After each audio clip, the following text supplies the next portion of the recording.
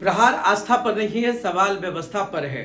राजगीर में आयोजित पुरुषोत्तम मास मेले की आड़ में जिस तरीके से थिएटर संस्कृति हावी होती जा रही है, ये कौन सा वैश्विक संदेश देना चाहती है। राजगीर की धरती सर्वधर्म संभाव की धरती है।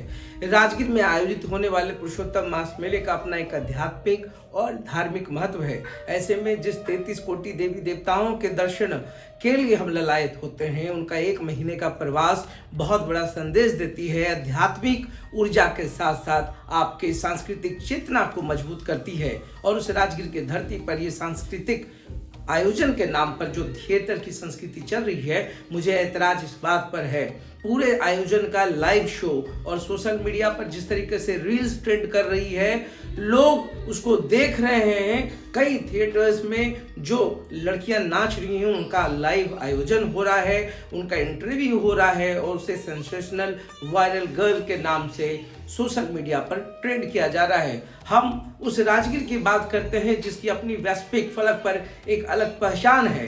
ये वो राजगीर की धरती है जहां पर महापुरुषों का प्रवास रहा है। अगर हम बुद्ध की बात करें, महावीर की बात करें, गुरु नानक की बात करें, मखदूम जहां की बात करें या 33 कोटि देवी देवताओं की बात करें, हर मोड़ पर अगर राजगीर को आप देखेंगे तो धर्म, अध्यात्म और आस्था के सिवा कुछ नहीं दिखता है।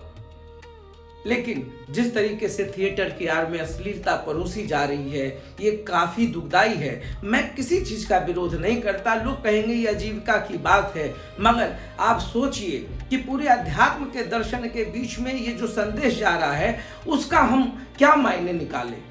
क्या इस राजगीर में 1 महीने तक पूरे फिजा को आध्यात्मिक नहीं किया जा सकता है। अगर सनातनी संस्कृति की हम बात करें, सनातन की बात करें, तो अब तो राजगीर में जिस तरीके से इतना बृहद रूप पर, इतने भव्य तरीके से मेले का आयोजन होता है, प्रशासनिक दृष्टिकोण से, सरकार की तरफ से जितनी सुविधाएं दी जाती है, वो कुंडों का दर्शन, वो कुंडों का स्नान और पुरुषोत्तम मास मेले में शाही स्नान का जो महत्व है, इन तमाम चीजों पर ये चंद थिएटर्स दाग लगा रहे हैं। और यकीन मानिए, मैं किसी के विरोध में नहीं हूं। लोग कहते हैं कि मजबूरियां में लड़कियां डांस कर रही हैं, मुझे उस पर भी ऐतराज नहीं है, मगर मुझे ये कहना है कि क्या मजबूरी को इस तरीके से प्रेजेंट किया जाए? क्या उनका कोई पर्सनल लाइफ नहीं है? मजबूरी के नाम पर इस तरीके से तो ना किया जाए। मैं भी मानता हूँ किसी घर की मजबूरी होगी, बेटियों की मजबूरी होगी, महिलाओं की मजबूरी होगी, मगर इस मजबूरी के नाम पर, खास करके ऐसे माहौल में जहाँ पर हर चीज़ अध्यात्म की बात होती हो, वहाँ पर इस आयोजन पर सरकार को सोचना चाहिए। ये रेवेन्यू का स्कोर नहीं है, ये धर्म का स्कोर।